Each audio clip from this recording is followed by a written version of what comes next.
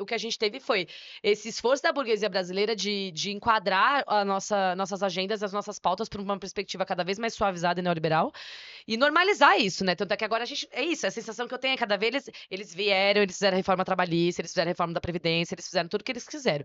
Aí, beleza, não, beleza. Então agora a gente entendeu que o custo disso, do ponto de vista do executivo, de bancar um cara como a extrema-direita queria que bancasse, é muito alto. Então agora não é tão interessante. Mas tudo bem, porque a gente já veio aqui, já baixou o parâmetro lá pra baixo. É.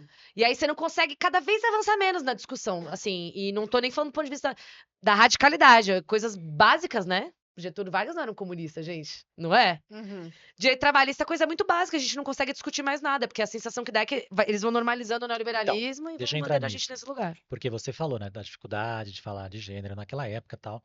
E a gente nota agora, 2024, ainda uma classificação de que esses assuntos são casca de banana. É, Esses termos, sim. né? É feito pra escorregar.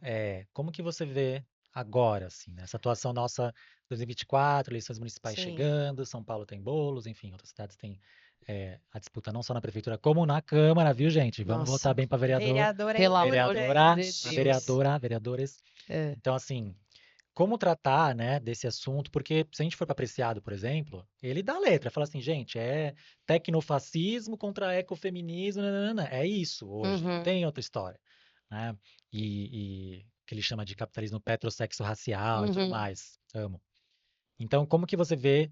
Porque a esquerda parece estar longe de conseguir enunciar, acho que o Safari está falando disso também, né? Que a gente não Tá. consegue não só montar horizontes, mas a gente consegue nem enunciar as coisas. Uhum. Então, como a gente, sei, dá uma sugestão aí, vai que o Lula tá ouvindo, É. Cara, consegue dar ali depois o norte para todo mundo, porque, né? Top-down isso aí, total. né? Nossa, mas é que assim, eu imagino que. Olha, o tanto que eu infernizei pra que ele ouvisse, assim, não foi pouco, não. Porque esse assunto, assim, eu acho que é o tema dos dois últimos ciclos eleitorais que eu trabalhei, porque era uma coisa que ficava muito na minha cabeça, né?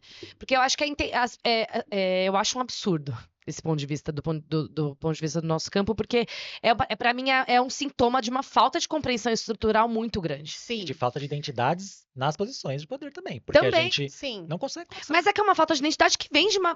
Porque o ponto é, se você não entendeu do que se trata, e só fala um negócio desse quem não entendeu do que se trata. Esse é o ponto, entendeu? Uhum. Você não leu, você não entendeu a história mesmo, você não entendeu mesmo. Você Assim. não entendeu o bolsonarismo É. também. Não, e não entendeu Mostrou o isso papel bem. desse discurso, porque o ponto é esse, assim. Eu tava hoje numa reunião de conjuntura aí de manhã, não sei o quê, e aí eles falaram de uma pesquisa que saiu na época agora das nossas últimas nacionais. Foi um levantamento muito interessante. Tem um dado muito interessante, que é um dado que tá sempre voltando na minha cabeça, e que é o seguinte: eles falam que as pessoas que são suscetíveis, isso na população brasileira, mais suscetíveis à agenda de direitos, classe C, D e E, são as mesmas pessoas que são muito suscetíveis a uma agenda autoritária na área da segurança pública. Uhum. O que isso quer dizer? São pessoas que estão suscetíveis, estão vulneráveis não só a vulnerabilidade social, Sim. mas há uma violência muito grande e que por isso estão mais dispostas, porque se sentem tendo muito a perder, e na verdade sentem que podem perder a qualquer momento, para uma agenda de autoritarismo de mais acirramento, sei lá, do ponto de vista da violência urbana mesmo. E são as mesmas pessoas. E o que isso quer dizer? Eu acho que é um pouco. Primeiro, entender esse lugar de entender que a agenda de direitos, o que eu quero dizer é o seguinte, vou voltar, porque eu acho que eu fiz uma volta muito completa na minha cabeça e não expliquei nada. A geminiana. A democracia e a luta pela democracia, ela tinha uma função, né, na época da ditadura. E que não é a liberdade pela liberdade, é porque a galera que construiu a Constituinte, ela via na democracia um instrumento para conseguir atingir questões, né, do ponto de vista da sociedade. E que, hoje, a maior parte da população não acessa, né? Qual que é a parte da população que acessa de fato a questão, sei lá, a democracia que a gente vende, que a gente luta por, sabe assim? Pouca gente. A galera vive sobre um cerco policial, vive perdendo filho, vive fudido de dinheiro e cada vez com menos direitos, e essa é a realidade das pessoas. Então elas só querem uma resposta no geral mesmo, tanto no campo dos direitos, quanto no campo das garantias básicas de vida e de sobrevivência. E aí, qual que é o lance, gente? A agenda neoliberal, ela é muito impopular. E aí, quando você tem qualquer 5 minutos de história, por que a extrema-direita, o neoliberalismo, ele tá cada vez mais... Por que a extrema-direita surge enquanto uma alternativa? Por que é autoritário? Aqui no Brasil tem a ver com os militares, mas em outros países não tem necessariamente a ver com os militares. Na Colômbia tem uma outra cara. Quando a gente estuda, por exemplo, o rechaço ao plebiscito dos acordos de paz na Colômbia, existem estudos feministas que. Eu tenho um artigo que eu nunca esqueço, que eu sempre cito, ele é nem sei, de 2015.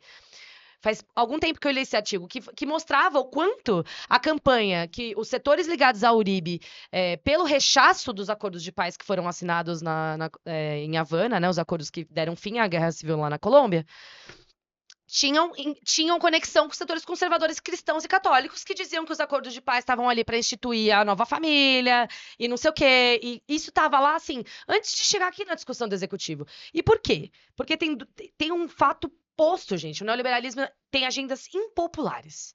E é muito difícil você conseguir fazer a galera comprar isso pela... A gente tem coerção e consciência. É muito difícil construir consenso com essa agenda. E é por isso que ela é autoritária. É por isso que a gente vive aqui na região esse ciclo de golpe de Estado com ascendente de golpe de Estado. Porque você não consegue sentar e convencer a galera, sim, abra mão da sua carteira de trabalho, desista do seu emprego. É muito difícil você fazer isso. É por isso que é autoritário. E por que envolve os discursos de gênero e diversidade? Que eu acho que, na minha, enfim, humilde opinião, gente, porque eu sou humilde. Realmente, nesse assunto eu não sei se eu... É o que eu tenho acompanhado, assim. Porque eu acho que é uma maneira de você driblar essa impopularidade. Você está Sim. calcando em outro lugar. E aí você não precisa lidar com a impopularidade da sua agenda econômica, seus desgraçados, sabe? Essa é a realidade. Então, como é que a gente vê isso operar? Tem exemplos disso, assim. Quando a gente olha para os estudos qualitativos de bancada evangélica no Congresso, você começa a entender. Eu li um levantamento da agência pública que eu falei, caralho, é sobre isso, assim, demais. Que era isso que eles estavam falando. Onde é que a bancada evangélica se unifica? Em termos de agenda. Você sabe, a gente sabe qual é a posição da bancada evangélica brasileira sobre CLT, sobre a reforma trabalhista? A gente sabe a posição da bancada evangélica brasileira sobre, sei lá. Qual que é outro tema de importância? País, Previdência? Previdência, saúde. Moradia, reforma agrária. Na verdade, essa aí a gente pode até ter uma ideia, né? A gente sabe qual é a posição da reforma da bancada evangélica para gênero, para arma e para Bíblia. É só para Bíblia, assim, são os assuntos em que eles convergem. Porque se eles tiverem que dar a posição deles sobre reforma trabalhista, eu ia querer sentar para escutar. E eu ia querer sentar para ver que pessoa ia ficar nessa porcaria e votar nessa porcaria dessa base. Ou seja, são pautas que se utilizam para mobilizar pânico moral e para manter as pessoas votando em perspectivas que são absolutamente destruidoras das suas próprias condições de vida. É assim que eu vejo, assim, sabe? Então, mas como a gente consegue justamente não dar munição para eles fazerem esse pânico moral e tratar desses assuntos? Acho que é essa a questão chave, né? Sim. Eu acho que são por duas vias, assim, aí é que é difícil, porque A aí gente virou um podcast de política, gente. Mas é sobre política mesmo. É isso, pessoas LGBT são outras coisas que não só LGBT. na verdade, sou só essa doença, gente. Eu preciso melhorar, velho. Tô precisando ser mais Deixa eu só fazer uma... Também, já que aqui nesse podcast a gente é preciadista, É. outra... Total, gente, camisetas com a face desse homem. Eu só não sou esposa dele, porque ele não pisou nesse país, viu? Vamos trazer ele. Vamos trazer Vamos ele, vem pra trazer ele, ficar. Eu porque sou esse a último favor. livro, pelo amor de Deus, Grande gato, Friamonte, além de leiam, tudo. gente. Mas Faria ele muito. tem uma frase também muito otimista, assim, sobre o que a gente está passando, que é assim. E se no meio dessa depressão planetária, dessa guerra mundial, ou dessas, né, porque cada vez mais guerra, em meio ao antropoceno, ou ao espécie de fim do antropoceno, né, estivermos vivendo a maior revolução da história. É babado. Olha, eu acho assim. Eu vejo saída assim. Não sei se saídas macro. Minha mãe costuma dizer que não tem resposta simples para problema complexo, mas assim, eu vejo saídas. E as saídas que eu vejo, elas têm a ver com algumas coisas. Primeira delas, acho que é o nosso campo ter um pouco mais de coragem, assim, de enfrentar as discussões no médio prazo. Não precisa ser no longo, porque no longo a gente sabe que é pedir muito, mas no médio prazo, assim, porque ter essa conclusão a cada 2 anos, quando a gente chega num período eleitoral de que não dá pra discutir agora, dá pra discutir agora, está sendo discutido agora. Vai fazer o quê? Faz anos que tá sendo discutido, inclusive. E é um tema que agrega mesmo e que eu acho que, sinceramente, é o último lastro do ponto de vista... O último lastro, assim. O que tinha no domingo lá na Paulista? Era isso. Apoiador maluco e igreja evangélica. Sim. Você vai ver a Gen Z, né, os mais jovens, então, é a geração mais queer da história, né? Tem essas notícias assim. Então, se Sim. você quer o voto jovem, como é que você vai falar dessas pautas, né? Pra começar. E eu acho que, então, tem a ver com isso. Eu acho que tem esse lugar, mas eu acho que tem a ver. Outra coisa que eu acho que é realmente funcional, e é a estratégia que eu tenho buscado nos meus trabalhos comunicacionais, assim. Eu acho que existem mais pontes a serem construídas com grupos que a gente acha que são. A gente tem visões estereotipadas de muitos grupos, assim. A gente até os próprios evangélicos mesmo. É, com relação a vários temas. E vou dar um exemplo, vou tornar isso mais material. Eu lembro de uma pesquisa que saiu agora, não sei se tem um ano, tem dois, uma qualitativa da Esther Solana. Vocês chegaram a ver que ela publicou um livro até pela Boitempo falando sobre isso, Acho que sim. em que ela dá uma explorada no tema das mulheres conservadoras. Uhum, Pô, e isso pra mim foi assim. uhum. Pessoa que precisa ouvir isso, né? De uma pesquisadora, porque a verdade é que você convive com em qualquer quebrada que você vê isso muito bem acontecendo ao vivo, assim. Que é o fato de que elas mostram nessa pesquisa qualitativa que existem muito mais pontos a serem construídas com essas mulheres do que divergências, assim, sabe? Aham. Eu acho que. Só que elas não estão no léxico, nem no nosso léxico do movimento social, porque elas consideram esse léxico muito elitista, muito distante da realidade delas em pauta, em território, em tudo. E eu acho que elas gostariam, e eu acho que tudo bem, é legítimo, de ser respeitadas dentro do seu próprio léxico. Eu Aham. acho que é um pouco por aí. A gente não precisa concordar, mas assim, o que essa pesquisa mostra são várias questões. Não são pessoas que se opõem, mulheres conservadoras, não são pessoas que se opõem necessariamente a agendas de direito LGBTs, não se opõem a isso.